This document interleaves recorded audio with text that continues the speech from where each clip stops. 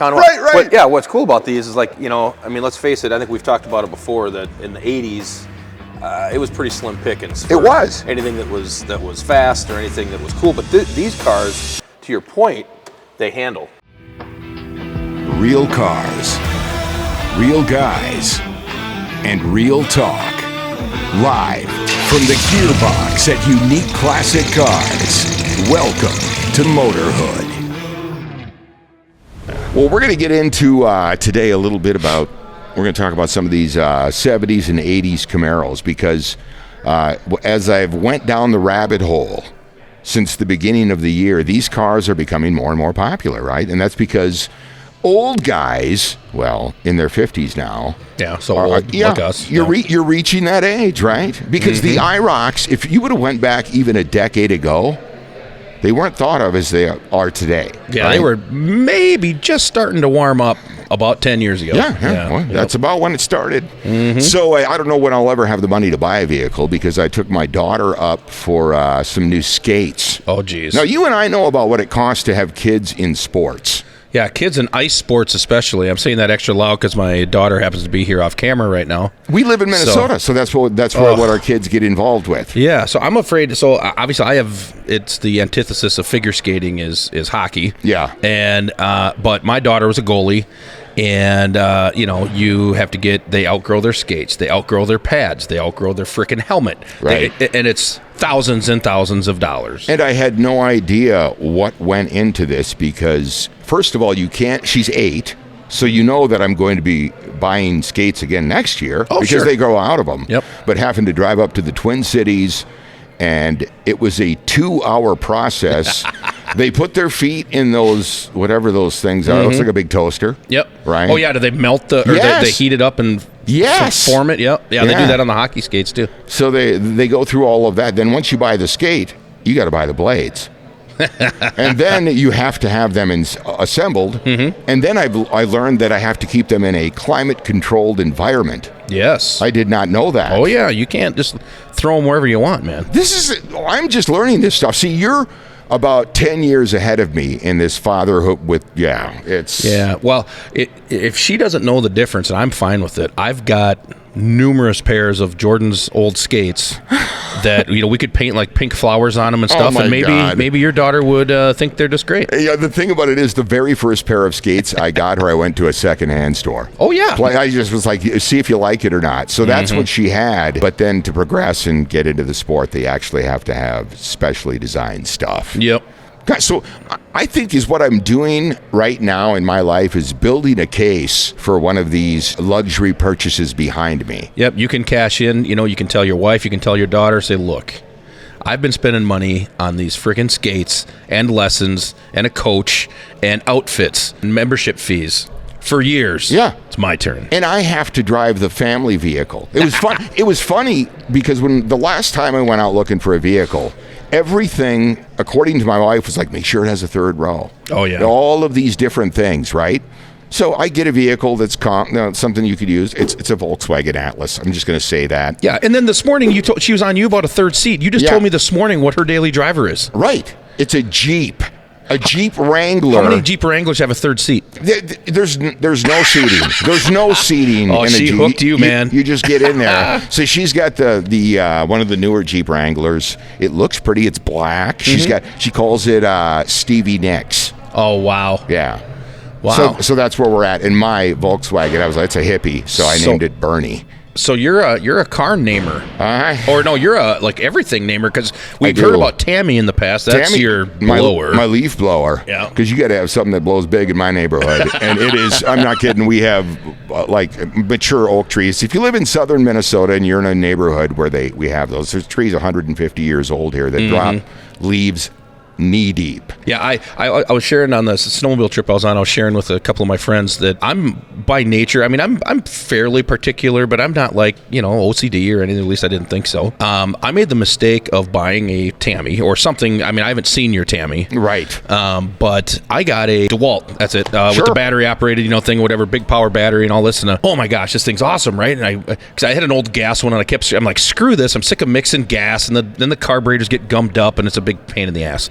So I bought this one last year, and George, I'm telling you, that thing has become my best friend. It is. To the point, I was sharing with my friends, to the point, I'm like, now I'm almost like self-conscious because I use it all the time. Right. If there's a leaf or leaves in the driveway or in the landscaping, I've used it to blow dust off of my cars at home, if I, like in the spring or whatever, just to get some of the dust off so you don't grind it into the paint trying to clean it or wash it or whatever. And I'm like, oh my God, this thing is... You know what? It's almost embarrassing how much I use it. You haven't even discovered the fact that when we get 1.5 inches, 2 inches of powder snow in January and it's really cold outside, boom, gone. I've never used it for snow, actually. I have. Have you seen the video of the guy online with the flamethrower? Yes. Have you used it? Here's a question for you. Have you used your leaf blower to aid in starting a campfire? I have not. It is heavenly. How far away did you stand with that? Oh, you keep it about this far away and you kind of point it. And a buddy of mine, when we were up at his cabin in Canada, all of a sudden he did that and I'm like, that is freaking brilliant. Instead of standing there, blowing on the stupid thing, you get the leaf blower, you get your pile, you get that, and and all of a sudden, woof. You got it, man. It's so you're welcome. I think you guys need to have a fire and bust that out. Your wife is going to think you're nuts, and then just tell her to sit back and watch. Dude, you could. My leaf blower could push a sailboat. It is. I'm not. Use a little wind here. Yeah, need a little wind here. It's cubic feet per minute. Oh, sure. Right. CFM. Versus wind speed. Yep. Right. And so the guys, when I went shopping, taught me that. As a matter of fact, it's a guy who owns a small shop out of town here. But anyway, speaking of fast and cool stuff, you know what I need? I need a car to name, like a really cool car, not my Volkswagen. I need a cool car. And you do. I'm being drawn. I'm all over the place. I would be a nightmare if I were to come in here. Right now, it's funny watching you. This is like watching a baby grow. It is. Every time, or it's like a squirrel, shiny object, new dog with a new toy, whatever. Something comes in, and then you kind of go down the rabbit holes, you say, and then the next time we jump on here, you're like, that's my new favorite car. Yeah. So you're, it's kind of interesting to watch that process. Speaking of that, and you're probably going to know more about this, but I'm just making the tour around this morning. There's a 66 GTO sitting in back that is, I'm talking beautiful. It is beautiful. Right? Yes. Is that one coming in for the floor, or is that just a customer's car? Nope, that's going to be for sale. It just came in yesterday about 4 o'clock. You want to hear me? Because the joke was when I started here, and it still is, I know less about cars than anybody else in this building, literally. But I had how you've grown. I had Craig open the hood, and I'm like, 3 deuces. Tri-power. Yes, sir. I was like, so this is before we get into our discussion here. Looking at that and the way that was set up, the linkage on there. So do you just run basically off that center? And then as you need more power, the other two kick in? Yeah, right. So, yep, exactly. So, yeah, it'll run off the center carburetor, idling and just putzing around. Yeah. But at WOT, wide open throttle, you'll get, or near wide open throttle, you can adjust that, right? So when the other two kick in. Okay. So if you were to, floor it or gas it. Right. Now all of a sudden you've got all 6 barrels of the 3 working, dumping fuel, sucking air, and that's why it goes faster, George. When I looked under that, it looked pretty original. Yeah, I didn't get a chance to see if its number's matching yet. Right. I did see it's a YS code, which should be the correct code for a 389 with the automatic transmission. So at the very least, it's the correct stamp on that car. Yeah. We'll look to see if there's a VIN on it or not, and it is a true GTO. Do you know how to tell if it's a true GTO, George? No, I don't. 66, 67, You're gonna 68. No, I don't. So the first 3 digits of the VIN, you'll see you'll see people advertise them, and it's a real 242 car. And people are like, what the hell does that mean? So the first 3 digits of the VIN is 242. If that's there, that tells you it's a real GTO. If it was a Le Mans, it would be a 236. Really? Yep. So, a lot of people do GTO tributes or clones, which is fine. And they look the part, and they got the GTO badges. But if you look at the VIN and it's 236, for instance, that would be a Le Mans. This is the stuff that our sales guys go through on a daily basis. Well, Ryan's like an expert with this, right? Yeah. He can, if he doesn't immediately see, he can within a minute. Yep. He'll be able to look at it and talk about it. It's an occupational hazard doing this for as long as I have, and some of these guys have been here now for quite a while. You start to get to know that stuff because you have to. You want to be informed. You want to be able to help your customer decipher what it is they want or what it is they even. Sometimes it's what they have. Right. Sometimes they don't even know what they have. Like this gentleman, I mean, he knew what he had, but here's a guy that had this car for a long time. But we've had people bring cars like that in, and is it a real one? They're like, well, I don't know. How do you tell?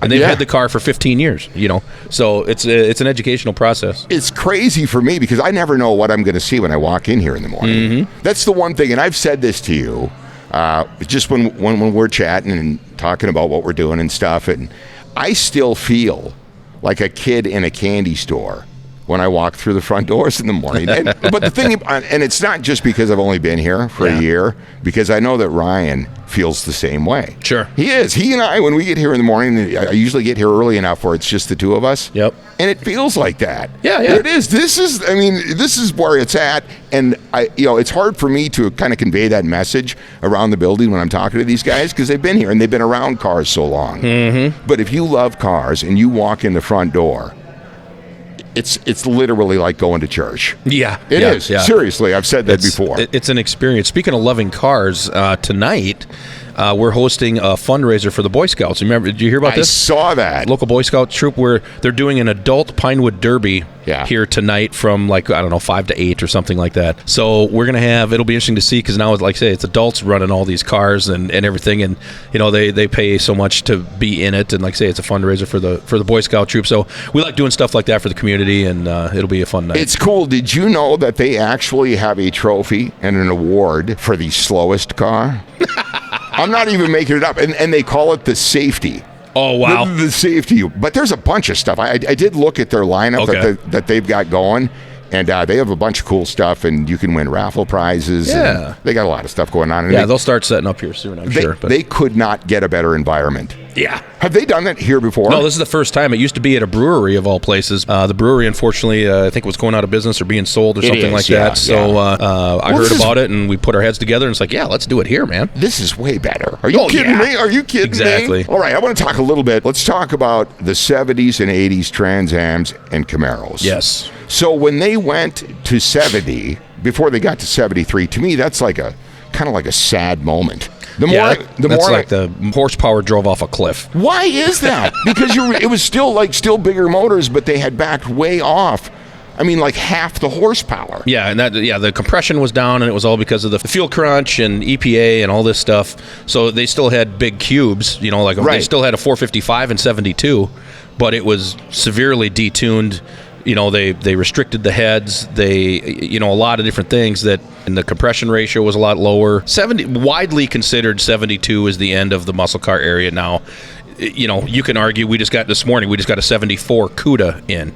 Now, you can look at that car and you can say that's proof that muscle car era wasn't quite done in 72. Right. But for the most part, it's widely considered that 72 was a big drop. Was it common practice for those guys back then to be like, you know what, I'm going to make this thing go fast? Oh, sure. Then that's where your hot rodders came from, going all the way back to the 40s, 50s. Some of those guys, they might have been our age by the 70s. Sure. Or older. And, so they started playing with these cars. In 1970, that was the first year that Camaro had the LT1. Was it 70? Yes. It was. Mm-hmm. And that kind of changed things. And you saw the progression of motors through the 70s and certainly by the time we got to the 80s. What was like an 81 Camaro? I mean, was that thing like 170 horsepower or something? I think it was. Or somewhere in there. It was terrible. But the body style. Yep. The body style in the early 80s was kind of the thing that caught my eye. Yeah. But back to the 70s, a real brief transition into the late 70s. Well, I can't even go that far. 74 is my favorite front end of all of those vehicles on the Trans Am. Okay. Right? That's because in 73, they still had that oval kind of a look on the grill, and then they squared it off a bit, but they stuck with those round headlights. Mm-hmm. Right? And to me, because I've always said if I was going to get a 70s Camaro or Trans Am, I would want it set up like if the devil himself walked through that front door and he wanted to buy that car. And you're probably thinking, what are you talking about? I would want it just shiny black, Yep. tinted windows. It'd have to have the right wheels, and it would just, you know what I'm saying? Yes. So that's why this is my problem with ADD. Yes. Right? Walking through this showroom, every time I stop, I look at a vehicle, and if it's not exactly what I want, I'm like, I can make it. Right. I can make So it. let me ask you this: Camaro or Trans Am? Which look do you like better? You know, Because everybody, I think, knows their sister cars. right. You know, but if I had to pick one of all of those 2 decades, I think I would go with the 74 Trans Am.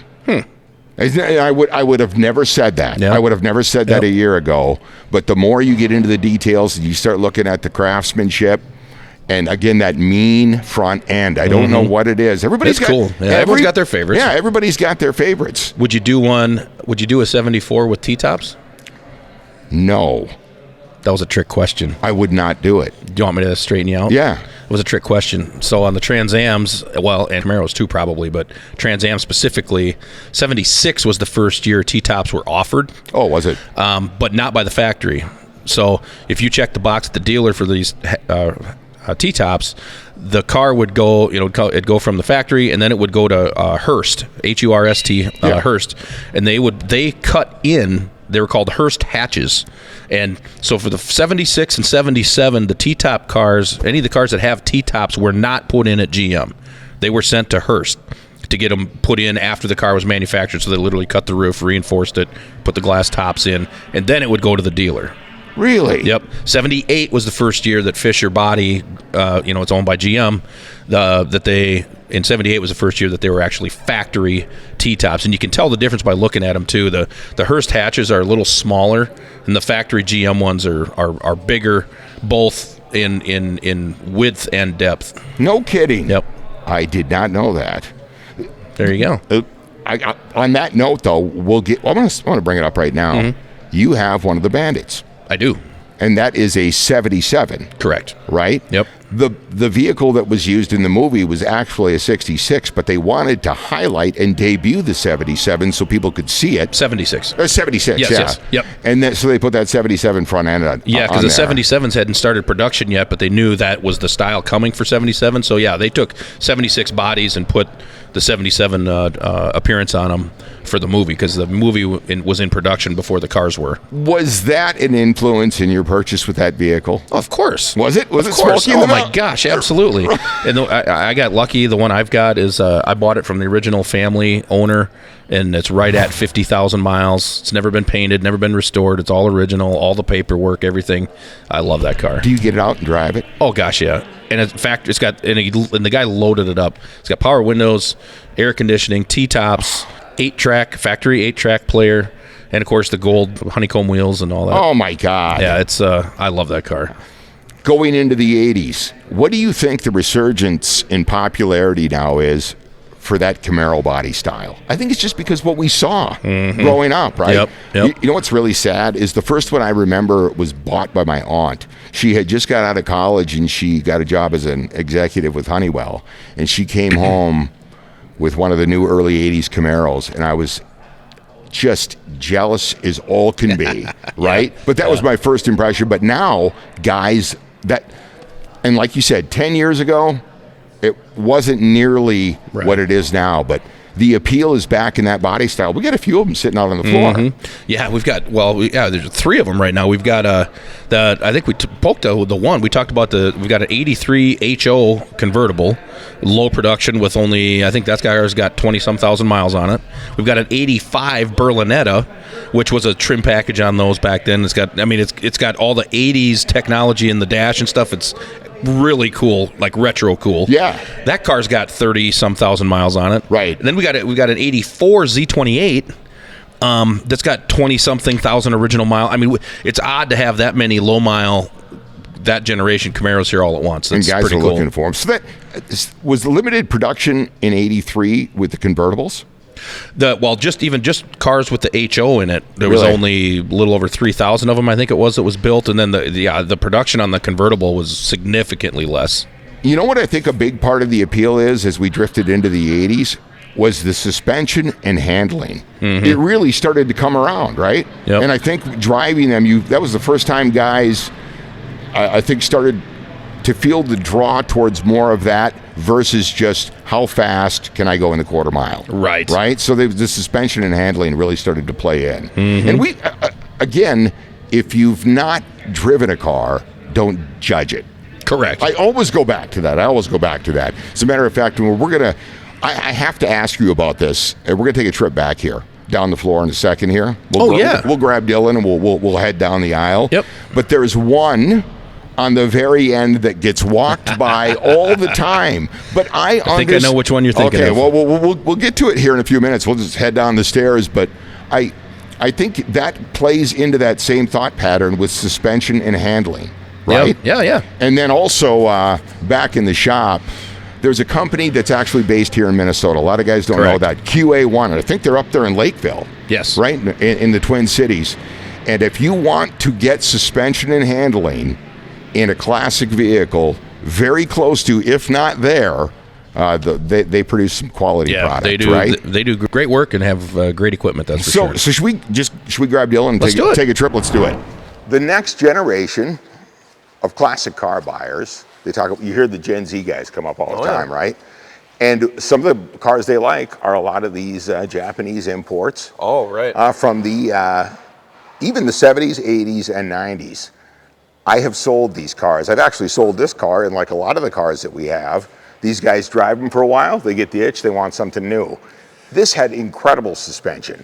I drove it as soon as it got brought in. For the time in 1986, it had the independent rear suspension, which is a big add. Oh, for sure. To keep the rear wheels on the vehicle, and the wishbone up front as well. So that was huge for these guys.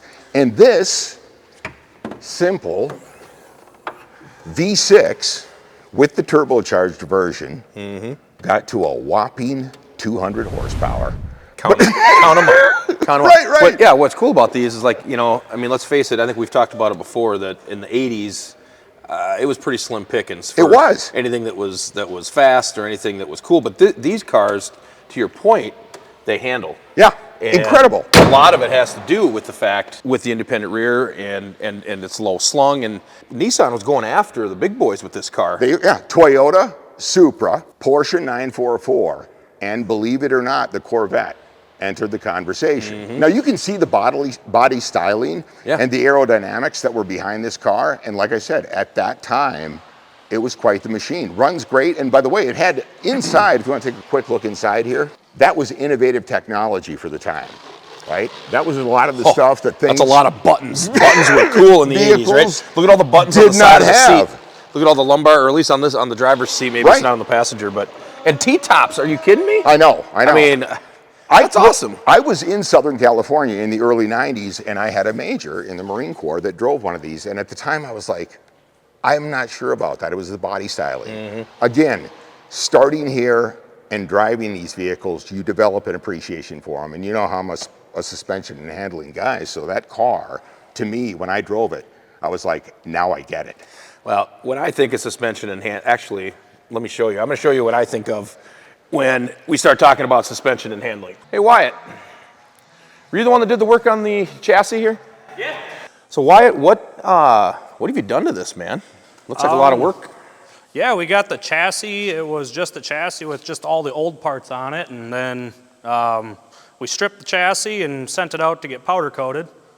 Once we got it back, we started hanging all the new parts on it. So what this is the chassis. We're doing a frame-off restoration for a customer on a 70 GTO, and he's had this car for a long time. Now, obviously, this isn't stock, so this is all upgrades. What's cooking back here for those that don't know? Looking at this, what is this transformation and why?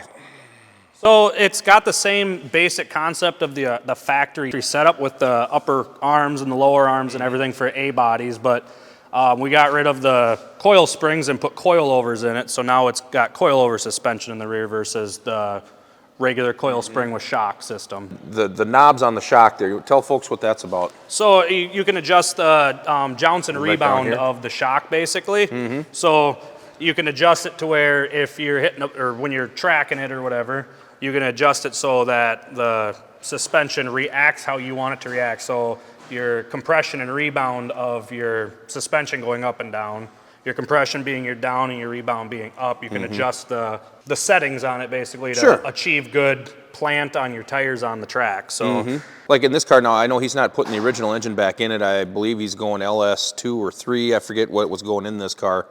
That's awesome. How about the front end? What'd you guys do up there? So the front end is kind of like the rear, how it's still the same general concept of the original suspension to where you got your upper and lower arms, but we are going to be utilizing front coilovers also. They're going to be dual adjustable. And then he had drum brakes in the rear. Now we're going to have four-wheel Willwood disc brakes. So Suspension-wise, I mean, this thing looks like it's, roughly speaking, it's pretty well put back together. I mean, there's a few things to do yet, it looks like. But now, did we have to do anything with the steering box?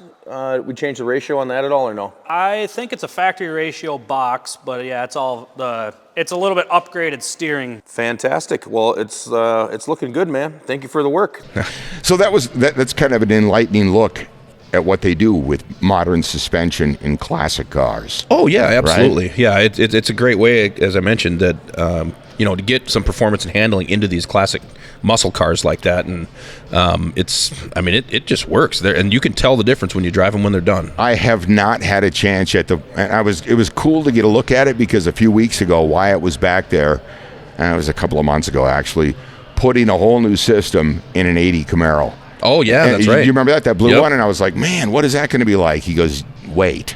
And I never got a chance. It's gone, Yeah, right? yeah. But I would like to feel that because for me, I can't, for the life of me, figure out how they can get that done. Yeah. Right? I can't. Well, that's why you're up here in their back. That's exactly it. And that's why they're always kicking me out. They're like, you're always asking questions. And Yep. keep your hands off our tools. Yes. Yes. Yes. I'm just going to leave that one lay there a little bit. Yeah. We have to bring this up real quick before we leave. Yes. The A-Team van is going to be here hopefully next week. I know. I'm geeking over that. I can't wait. We're going to have some fun with that. Oh, yeah. Right? Yeah. And can we bring up the RV? We got to see if we get it first. I'm trying to contain potential excitement. Right, I don't want to get all hyped up and get everybody else hyped up and then find out it doesn't happen. So as we move forward with this, by the way, I think they're cool. We'll talk about them sometime because to me, especially with cars now and music festivals, is there a better way to go? Oh my gosh. Yeah. No but way. not just any RV. Not this isn't. I think in the business that's called a teaser. A little snippet right there, right? If you're ever in doubt, Gas it. just hit the gas. Gas it.